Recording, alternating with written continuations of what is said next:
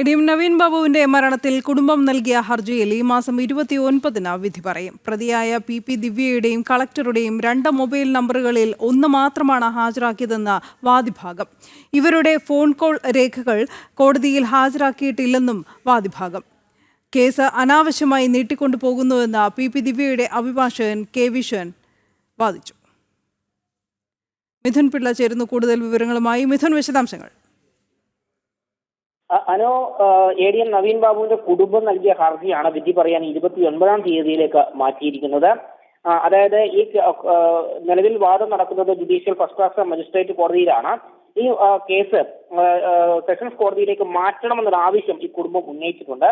ഈ സംഭവവുമായി ബന്ധപ്പെട്ട വാദപ്രതിവാദങ്ങൾ ഇരുഭാഗങ്ങളിൽ തമ്മിൽ നടന്നു. ഇതിന്റെ പശ്ചാത്തലത്തിൽ കൂടിയാണ് ഏത് കോടതിയിലാണ് ഈ കേസിന്റെ വാദം കേൾക്കേണ്ടതെന്ന് അടക്കമുള്ള കാര്യങ്ങൾ തീരുമാനം 29-ാം തീയതി ഉണ്ടാകുമെന്നാണ് പ്രതീക്ഷിക്കുന്നത്. ഈ വാദിഭാഗത്തിന്റെ അഭിപ്രായം ഉൾക്കൊണ്ട് കേസ് മിക്കവാറും സെഷൻസ് കോടതിയിലേക്ക് മാറ്റാനുള്ള സാധ്യത തന്നെയാണ് മുന്നിലുള്ളത്. അതേസമയം ഈ പ്രതിയായ PP ദിവ്യയുടെയും കളക്ടറുടെയും 2 മൊബൈൽ നമ്പറുകളിൽ ഒന്ന് മാത്രമാണ് ഈ കോടതി രേഖകളിൽ ഉൾപ്പെടെ ഹാജരാക്കിയിരിക്കുന്നതെന്ന ആവശ്യം അല്ലെങ്കിൽ കാര്യമാണ് വാദിഭാഗം കോടതിയിൽ പറഞ്ഞത്. 2 നമ്പറുകളും കോടതിയിൽ ഹാജരാക്കിയിട്ടുണ്ട് എന്ന് പറഞ്ഞെങ്കിൽ പോലും അത് റിപ്പോർട്ടിൽ ഉണ്ടെങ്കിൽ പോലും ഒറ്റൊരു നമ്പർ മാത്രമാണ് കോടതിയിൽ ഹാജരാക്കിയിരുന്നത്. ഇവരുടെ ഫോൺ കോൾ രേഖകൾ ഉൾപ്പെടെ ഹാജരാക്കിയിട്ടില്ലെന്നും വാദിഭാഗം കോടതിയിൽ ആവശ്യപ്പെടുകയുണ്ടായി.